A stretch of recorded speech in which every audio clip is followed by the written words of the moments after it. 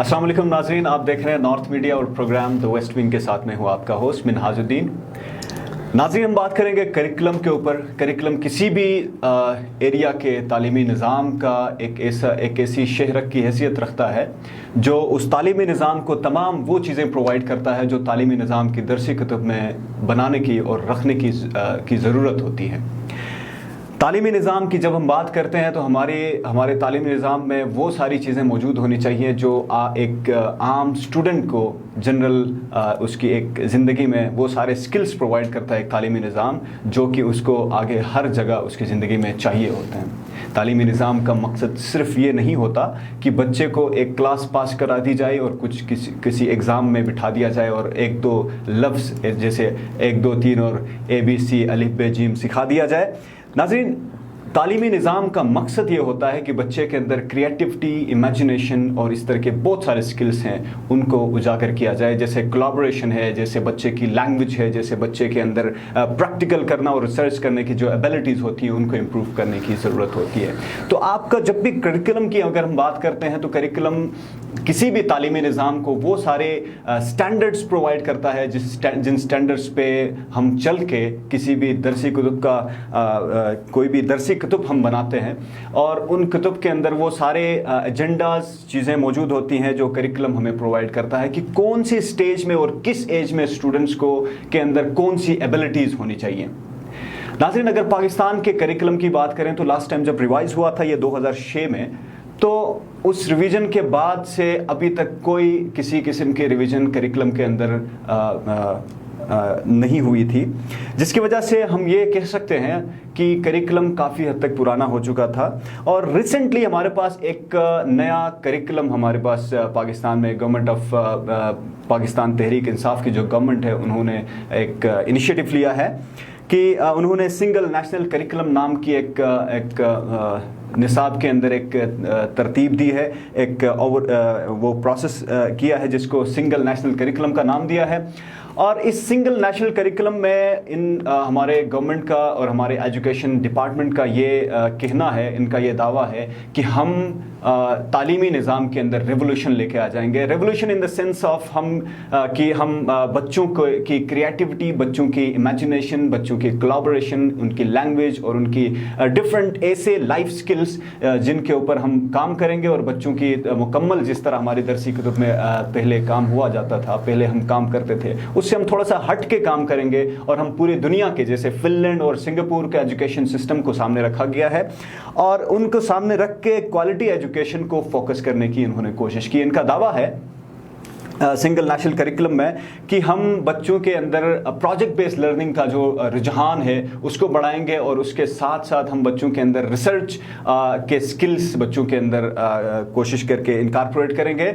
और हमारा जो भी करिकुलम का ये जो प्रोसेस होगा सिंगल नेशनल करिकुलम का, उसके अंदर ज़्यादातर फोकस लैंग्वेजेस के ऊपर होगी और ज़्यादातर फोकस रिसर्च के ऊपर होगा। जैसे एक शक बताती है सिंगल नेशनल करिकुलम की कि language English will be taught as language not as a subject. तो ये बेसिकली अगर मैं समझता हूँ अगर कि ये इंग्लिश को लैंग्वेज के तौर पे पढ़ना या फिर किसी भी उर्दू को या फिर अरबी को लैंग्वेज के तौर पे पढ़ना ही बेहतरीन बात होती है। तो इसमें बहुत सारी अच्छी चीज़ें हैं और उसके साथ साथ इन अच्छाइयों के साथ साथ सिंगल नेशनल करिकुलम के अंदर बहुत सारे लोगों ने तनकीद भी की है।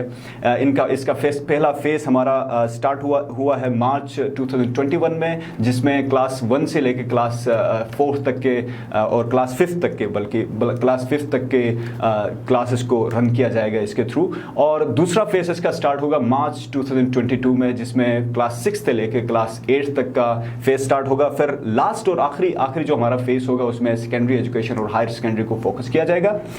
और इसको मद्देनज़र रखते हुए कि इनके फेसेस को अभी स्टार्ट हो गया, इसमें बहुत सारे हलकों ने तनकीद भी की है, जैसे हमारे मदारिस का हल्का है और दूसरा हमारे पास जनरल एजुकेशन का जो प्राइवेट सेक्टर है उनका है। मैं इस तरह के एक डॉक्टर हूद भाई का मैं एक इंटरव्यू देख रहा था, उसने बड़ी तनकीद इस बात पे की थी कि इसमें ज़्यादातर कुरानी आयात और इस्लामियात पढ़ाई जाती है और इस तरह के बहुत सारे मामलात हैं। जैसे SNC के थ्रू क्लास 1 से इस्लामियात पढ़ाई जाने लगी है।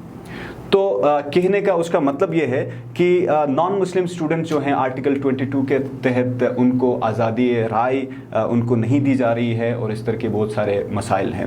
اس کے علاوہ مدارس اور دینی مدارس کے اندر بھی اس کو لے کے کافی تذبذب پایا گیا ہے، جس میں مدارس کے ہمارے علماء اور مشائخ ہمارے جتنے بھی ہیں انہوں نے اس کو اس طرح کرٹیسائز کیا ہے کہ اس کے ذریعے مدارس کو کنٹرول کرنے اور ریگولیٹ کرنے کی ایک کوشش کی گئی ہے.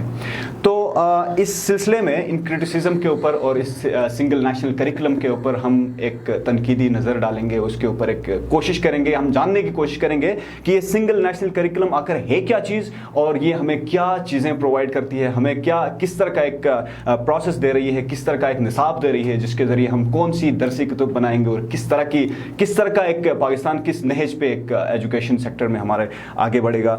تو اس سلسلے میں ہم بات کرنے کے لیے ہمارے پاس اس ہمارے اسٹوڈیوز میں موجود ہیں اسسٹنٹ پروفیسر امیر جان حقانی صاحب، جنہوں نے شہادت العالمیہ کی ڈگری حاصل کی ہے عربی میں، اور اس کے ساتھ جو کہ ایم اے عربک یا پھر ایم اے اسلامیات کے برابر ہوتی ہے. اس کے ساتھ ساتھ انہوں نے ایم اے پولیٹیکل سائنس اور میس کمیونیکیشن میں بھی ماسٹرز کیا، اور اس کے ساتھ ساتھ ایم فل بھی کیا. ان کا بہترین اور بڑا خوبصورت مقالہ ہے، مقالے کا ان کا وہ ہے ٹاپک ہے سماجی ہم آہنگی اور قیام امن کے لیے گلگت بلتستان کی اسمبلی کا کردار. اس میں اس کو بڑا مقالے کو بڑا سراہا گیا ہے. پروفیسر صاحب کا ایک بہترین قسم کا مقولہ ہے کہ احباب کیا کہتے ہیں، یا پھر ایک کہیں گے ایک فقرہ ہے کہ احباب کیا کہتے ہیں. اس کے ذریعے ان کی بڑی پذیرائی حاصل ہے احباب میں، اور گلگت بلتستان کے اندر سوشل میڈیا سینسیشن ہے، اور ساتھ ساتھ ریڈیو پاکستان میں بھی 10 سال سے کام کرتے رہے، اور مختلف ملکی اور گلگت بلتستان کے نیوز پیپرز میں ان کے کالم چھپتے رہے ہیں. تو پروفیسر صاحب ویلکم کرتے ہیں آپ کو اپنے پروگرام میں. بہت شکریہ، آپ نے بلایا. اللہ تعالیٰ آپ کو جزائے خیر دے. ایک اچھے موضوع کی طرف آپ نے توجہ مبذول کرائی ہے. بالکل. تو آپ سب کا شکریہ، بالخصوص آپ کا، آپ کے چینل کا، کہ ایک علمی مکالمے کے لیے جو ہے نا آپ نے ہمیں مدعو کیا. ہم نے کہا بالکل علم کی تبلیغ اور ترویج ہم سب پر لازم ہے، یہ کسی ایک پر لازم نہیں ہے.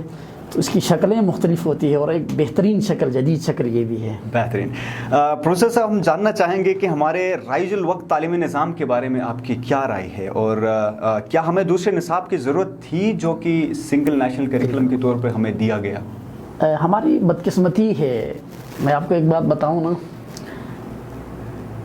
سب سے بڑا مسئلہ ہمارے ساتھ یہ پیش آیا کہ تعلیم کو تقسیم کر دی گئی. دراصل علم میں، تعلیم میں کوئی تقسیم ہے ہی نہیں ہے.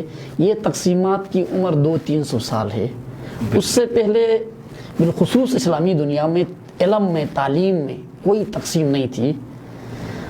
یہ سائنس کا علم ہے، یہ قرآن کا علم ہے، یہ جدید علم ہے، یہ قدیم علم ہے، اس طرح کی چیزیں تھی نہیں.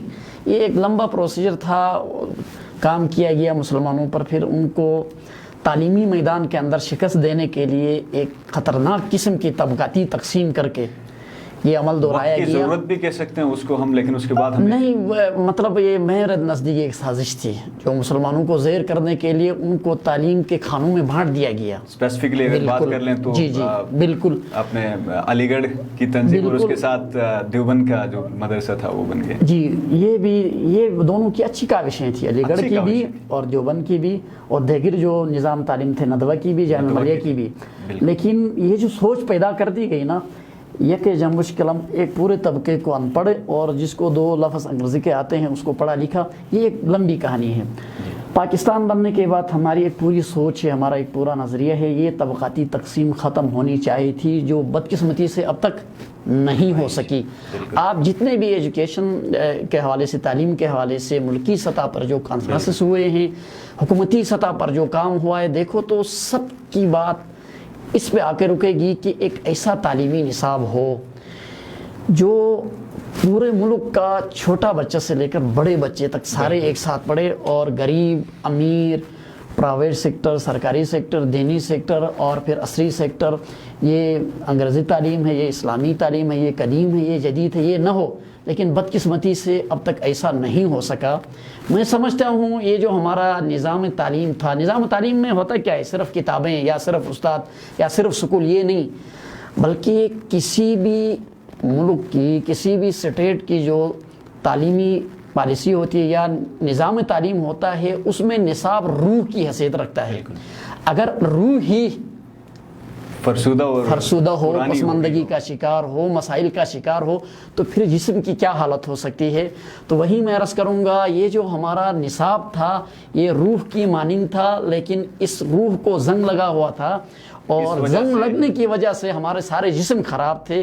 ہم کوئی ترقی یافتہ قوم میں بالخصوص تعلیمی دنیا میں شامل نہیں ہو سکے۔ کہتے ہیں کہ سنگل نیشنل کریکلم کی ہمیں ضرورت تھی۔ میرے نزدیک بطور ایک استاد کے ایک چھوٹا سا طالب علم ہوں میں، الحمدللہ میں نے دینیات بھی پڑھا ہے، دینی مدارس میں 11 سال تعلیم حاصل کی ہے، اور عصری جو ادارے ہیں جس کو ہم کالج یونیورسٹی کہتے ہیں وہاں سے بھی تعلیم حاصل کی، اور خوش قسمتی آپ یہ کہہ لیں میں دونوں میں پڑھاتا ہوں، اب بھی مدارس میں بھی پڑھاتا ہوں اور کالجز یونیورسٹیز میں بھی پڑھاتا ہوں۔ جدت اور اس کا جی الحمدللہ۔ میں یہ آپ سے عرض کروں روایت کر منہاج صاحب کے یکساں نظام تعلیم یا واحد نصاب تعلیم پورے ملک کا، پوری قوم کا وقت کی سب سے بڑی ضرورت تھی، وقت کی سب سے بڑی ضرورت۔ اچھا، آپ سنگل نیشنل کریکلم کو سر کس نظر سے آپ دیکھتے ہیں کہ ہمارے تعلیمی نظام کی بہتری سنگل نیشنل کریکلم کے ذریعے ممکن ہے؟ ابھی جو ہمارے یہ ممکن ہے، تھوڑا سا مشکل سوال ہے۔ بات یہ ہے نا، یہ شروعات ہیں، کسی بھی چیز کا جب آغاز کیا جاتا ہے تو وہ 100% کیا 50% بھی درست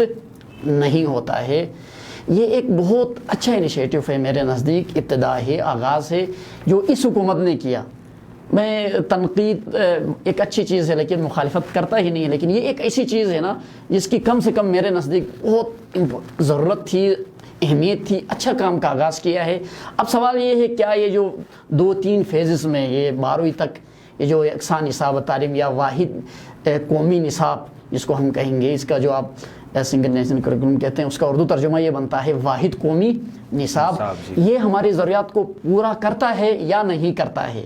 یہ سوال تو کافی سالوں کے بعد جب ہم اس کو پریکٹیکلی دیکھ لیں گے، اگلا فیز، اس سے پھر اگلا فیز جب عملی طور پر آئے گا انکارپوریٹ ہوگا، جی تب ہم دیکھیں گے کہ یہ ہماری ضروریات کو پورا کرتا نہیں کرتا ہے۔ یہ سوال کافی بات کا ہے، لیکن میرے خیال میں اس سوال کو یہ ممکن ہوگا نہیں ہوگا، اس کے لیے ہمارے جو پالیسی ساز ادارے ہوتے ہیں جس کو ہم کار پرداز کہتے ہیں، یہ جو سب کچھ کرتے ہیں نا تعلیم کے حوالے سے، پالیسیاں بناتے ہیں، نصاب بناتے ہیں، ان کو ٹھنڈے کمروں میں نہیں زمینی حقائق کو دیکھ کر یہ بنانا چاہیے۔ دعوے کیے ہیں پروفیسر صاحب گورنمنٹ نے کہ اس تعلیمی نظام کے تحت خاطر خواہ بہتری لائی جا سکتی ہے، کس حد تک دعوے تو ضرور ہے، وہ جیسے ٹھنڈے کمروں کی آپ نے بات کی تو دعوے بھی تو اسی یہی میں عرض کر رہا ہوں۔ ہمارا سب سے بڑا قومی المیہ یہ ہے نا، میں نے اس پہ لکھا ہے، یہ نصاب تعلیم پہ لکھا ہے، آرٹیکلس ہیں، آپ نیٹ پہ سرچ کریں آپ کو مل جائیں گے۔ ہمارا مسئلہ یہ ہوتا ہے میں ایک ٹھنڈے بہت اعلیٰ ترین معیاری کمرے کے اندر، روم کے اندر، ہال میں بیٹھ کے میں وہ نانگا پربت کے نیچے ایک غریب بچہ ہے یا پھر وہ شندور میں ایک بچہ ہے جس کو نصاب لفظ یا اس کے باپ کو، اس کی پوری فیملی کو پتہ نہیں، اس کے لیے پالیسی یا نصاب بنا رہا ہوں نا، تو پھر بڑی مشکلات کا سامنا کرنا پڑتا ہے۔ بیگن ہاؤس کا بچہ اور شندور کے دامن میں رہنے والے ایک غریب باپ کے غریب بیٹے کو آپ جب دیکھیں گے نا اسلام آباد کے بند کمروں میں بیٹھ کر، تو پھر معاملات تو نہیں ہوں گے، آپ کو گراؤنڈ لیول پہ آ کے پھر جو ہے نا یہ تعلیمی پالیسی گورنمنٹ نے ویسے پچھلے سال سے برٹش کونسل کے ساتھ مل کے انہوں نے کافی ٹریننگز دی ہیں اسی کے اوپر کی کوالٹی ایجوکیشن کے اوپر انہوں نے کافی کام کیا۔ میں عرض کروں نا، میری ضرورت ہے، میری ترجیحات ہے، برٹش کونسل کیوں ہمیں ٹریننگ دیتی ہے؟ سب سے بڑا سوال تو اساتذہ کو تیار کر رہے ہیں، بالکل کر رہے ہیں۔ آپ نے شروع میں ایک بات بتائی تھی کہ پرائیویٹ سیکٹر کو بھی کچھ اعتراضات تھے اور ساتھ ساتھ یہ دینی مدارس والوں کو بھی اعتراضات تھے۔ اعتراضات تو ہیں، اور ان اعتراضات کے پیچھے اسباب بھی ہیں، وجوہات بھی ہیں۔ کیا سمجھتے ہیں سر ان جیسے بہت سارے حلقوں کی آراء سامنے آئی ہیں، جیسے حد سے زیادہ اسلامی تعلیمات ڈالنے کی وجہ سے آرٹیکل 22 کے تحت میں آپ سے عرض کرتا ہوں اور پھر علماء بھی ہیں۔ میں سمجھ گیا آپ کا سوال، سمجھ گیا۔ بہت سارے لوگوں نے یہ کہا ہے پاکستان کے اندر جو خود کو لبرل کہتے ہیں، سیکولر کہتے ہیں، جو بھی کہتے ہیں، جو بھی وہ ہیں، وہ کہتے ہیں اس کو پورا اسلامی بنایا گیا ہے، آیات ہے اس کے اندر، احادیث ہے اس کے اندر، اچھا اخلاقیات کی بات ہے۔ ایک تو اعتراض یہ ہے، یہ جیسے آپ نے نان مسلمس کو بھی پڑھایا جا رہا ہے، میں عرض کرتا ہوں یہ بھی غلط فہمی پیدا کی جا رہی ہے آپ کی اطلاع کے لیے۔ جی میں عرض کروں آپ کی اطلاع کے لیے، پاکستان کے اندر اس نصاب سے پہلے، یہ جو واحد قومی نصاب ہے، اس سے پہلے نان مسلم کے لیے جو ہمارے دیگر معاشرتی بھائی ہیں، ہندو ہے، عیسائی ہے، اور اسی طریقے سے کیلاشی ہیں، اسی طریقے سے سکھ ہیں، ان کے لیے اخلاقیات کے نام سے کچھ کتابیں ہوتی تھی نصاب کے اندر۔ یہ اس طرح کے غلط فہمیاں پیدا کرنے والوں کو یہ بتایا جانا چاہیے کہ پہلی دفعہ باقاعدہ ان کی مذہبی کتب کو جگہ دی گئی ہے۔ یہ کیوں نہیں بتاتے ہیں؟ جی بالکل، جیسے آپ کی دینی کتب میں آپ کے مسلمانوں کے لیے، ہمارے مسلمانوں کے لیے اسلامیات ہے نا پہلی کلاس سے، اسی طریقے سے دیگر ہمارے نان مسلم بھائی جو ہمارے معاشرتی بھائی ہیں، ہمارے ملکی شہری ہیں، ان کو باقاعدہ تسلیم کر لیا گیا ہے۔ ان کے نصاب بھی کتب جو اخلاقیات کے نام سے تھی اب ایسے نہیں ہوں گی، ان کی مذہبی کتب کے نام سے ہوں گی، اور ان کو باقاعدہ جگہ دی گئی ہے۔ آپ پورا دیکھ لیں، جیسے ہم وہ ہمارے اسلامیات پڑھیں گے، ایسے ہم ان کی فار ایگزامپل کرسچینٹی کی ہم بائبل بھی پڑھ سکیں گے، ہم پڑھ سکیں گے، لیکن وہ خود ضرور پڑھیں گے۔ اخلاقیات کے نام پر ڈونگ نہیں ہوگا، بلکہ وہ بائبل کی جو ان کی عیسائیت کی جو تعلیمات ہیں بیسک، ان کو نصاب کا حصہ بنایا جائے گا۔ اخلاقیات یہ بہترین بات، یہ بہترین بات ہے، یہ کوئی بتاتا نہیں ہے نا، عذاب تو یہ ہے، ڈائیورسٹی آ جائے گی اور ضروری ہے، اور یہ موجود ہے اس کے اندر، اس واحد قومی نصاب کے اندر یہ بات موجود ہے۔ بدقسمتی سے ہمارے جو دیسی لبرل بھائی ہوتے ہیں وہ یہ اس چیز کو بتاتے نہیں، ان کو قرآن تو نظر آتا ہے، وہ عیسائی تعلیمات، وہ سکھ تعلیمات، وہ کیلاش تک کو بھی جگہ دی گئی ہے۔ آپ کی کیلاش کی آبادی کتنی ہے؟ چھوٹی سی آبادی ہے، 2 سے 3 ہزار پر مشتمل، میں خود گیا ہوں، ان تک کو بھی جگہ دی گئی ہے، ان کی مذہبی تعلیمات کو باقاعدہ سلیبس کا حصہ بنایا جاتا ہے۔ تو یہ بات بتانے میں کیا پریشانی؟ مدارس سپورٹ کا بھی اس کے اندر معاملہ، میں آپ سے عرض کروں نا درمیان میں بالکل جی میں اس پورے اس کے عمل کو دیکھا ہے میں نے۔ اب ایک تو بات یہ ہوئی نا، اس کو جلدی سے انہوں نے پنجاب کے اندر ایک نوٹیفیکیشن نکالا ہے، پھر جو ہے نا کچھ کتابیں بھی سامنے لانے کی کوشش کی گئی ہے۔ پہلے فیز میں شاید پنجاب، گلگت بلتستان اور کشمیر میں اس کو لاگو کر دیا جائے گا، جو پہلا فیز ہے، لیکن سندھ نے ابھی تک قبول نہیں کیا، نہیں ہوا وہاں ایک۔ اور اگلی بات یہ ہے بلوچستان کے اندر بھی نہیں ہوا ہے۔ کے پی کے اس حوالے سے کافی پہلے سے کام کر رہا ہے۔ یہ جو ہمارے پختون بھائی ہیں نا وہ انٹلیکچوئل ہے، یہ پنجاب کے، اسلام آباد کے، گلگت بلتستان کے ہوش میں آنے سے پہلے سے وہ لوگ یہ کام کر رہے تھے۔ خیر میں آپ سے عرض کروں نا، یہ جو دینی مدارس کی آپ نے بات کی، ان کا اعتراض جینوین ہے، وہ اس لیے کہ میرا ملک ہے، میرا اسلام ہے، میرا آئین ہے، قائد اعظم محمد علی جناح کے خیالات ہیں، نظریات ہیں، حضرت اقبال کے خیالات ہیں، تعلیم کے حوالے سے پوری پالیسی ہے، سٹیٹمنٹس ہیں قائد اعظم کے، ہماری قومی پالیسی ہے، ریاستی پالیسی ہے۔ اچھا اس کے بعد ہمارا ایک کلچر ہے، ہماری ایک پوری تہذیب ہے، ہمارا پورا پس منظر ہے۔ ہم ایسے تو نہیں ہیں کہ بس کل سے اٹھ کے پاکستان بن گیا، نہیں، پاکستان صدیوں پرانا پاکستان ہے، ہماری ایک سوچ ہے۔ یہ ساری چیزوں کو اگر ہمارا قومی نصاب، بالخصوص واحد قومی نصاب فوکس کرنے کے بجائے آپ کا آئین کو بھی فوکس نہیں کرتا ہے، آئینی تعلیم جو شکیں ہیں اس حوالے سے، آپ کا اسلام کو بھی، آپ کی تہذیب کو بھی، آپ کے علاقائی کلچر کو بھی فوکس کرنے کے بجائے، ان کو جگہ ملنے کے بجائے اگر کسی اور طرف لے جایا جا رہا ہے، ہیومنزم کی طرف لے جایا جا رہا ہے، تو لوگوں کو اعتراض تو ہوگا۔ اور اعتراض اس بات پر بھی ہے، میں عرض کر رہا ہوں بالکل ہے، اعتراض اس طرح بھی ہے، اچھا کسی ایک طبقے کو نہیں ہے۔ اتحاد تنظیمات المدارس کے نام سے پاکستان کے تمام یہ جو بورڈ ہیں، وفاق المدارس سلفیہ ہے، وفاق المدارس شیعہ ہے، وفاق المدارس اہل سنت ہے، وفاق المدارس جماعت اسلامی ہے، وفاق المدارس العربیہ، یہ ہمارے دیوبندی مکتب فکر کا ہے، ان سب کا ایک بورڈ ہے اتحاد تنظیم المدارس، ان سب نے ان کو ریجیکٹ کیا۔ ریجیکٹ کرنے کی بھی وجوہات ہیں نا۔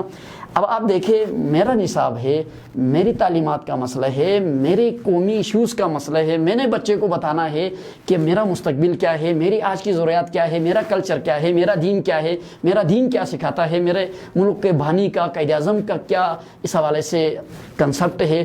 اس سب کو چھوڑ کر اگر واٹر ایڈ ہے برطانیہ کا، یا پھر امریکہ کا یو ایس کمیشن آن ریلیجیس فریڈم ایک جوز ہے، ان دونوں کا بہت بڑا کردار ہے آپ پڑھے, آپ دیکھیں, غور کرے, یہ 2 NGOs نے اس پورے پروسیجر کو مطلب 99% کام نہیں تو 80% انہوں نے کیا ہے. جی جب آپ یہ سب کچھ کر رہے ہیں تو دینی طبقات کو, پاکستان کے جو اوریجنل شہری ہے, جو اصل پاکستانی ہے, جن کے دل و دماغ کے اندر پاکستانیت ہے, پاکستانی تہذیب ہے, وہ اعتراض تو کریں گے. میرا کام کوئی اور آدمی مجھے زور دے کے کیوں کرا رہا ہے. ایک آخری سوال لے لیں گے ہم کہ اساتذہ اور ایجوکیشن انتظامیہ کو کیا پیغام دینا چاہیں گے اس کے بارے میں. میں آپ کو ایک بات بتاؤں نا, استاد گیم چینجر ہوتا ہے میرے نزدیک. اگر دیکھو آج کل جنم کی کہانی بھی, تھیوری بھی چل رہی بہت بڑے پیمانے پہ پاکستان میں بھی, آدمیوں کا اگلا جنم, دوسرا, تیسرا جنم. جی جاوید چودھری صاحب نے بھی اور بہت سارے لوگوں نے لکھا ہے, دعوے کیے ہیں, اگر میرے 7 جنم بھی ہوتے تو میں استاد ہوتا. اب استاد ہوتا کیا ہے؟ اگر کوئی آدمی نوکری کے لیے استاد ہے نا, میرے نزدیک اس سے بڑا ظلم, اس سے بڑا فراڈ, اس سے بڑی چوری, اس سے بڑی کرپشن ہو ہی نہیں سکتی ہے. استاد گیم چینجر ہوتا ہے. اگر استاد کو یہ نہیں پتا ہے کہ اس نے کیا کرنا ہے, اگر استاد کو استاد کے اوصاف کا پتہ نہیں ہے, رسول اللہ صلی اللہ علیہ وسلم سب سے بڑے استاد تھے, سب سے بڑے گیم چینجر تھے. کیسے لوگ پیدا کیے جن کی مثال دینے سے آج کے دن تک دنیا قاصر ہے. تو استاد گیم چینجر ہوتا ہے. اگر استاد کو معلوم ہو کہ وہ گیم چینجر ہے, اس نے ہی انقلاب لانا ہے, تو پھر استاد کو بھی یہ پڑھایا جانا چاہے, استاد کو بھی یہ بتانا چاہے. اگر استاد نوکری کے لیے استاد ہے تو میرے خیال میں وہ استاد نہیں ہے.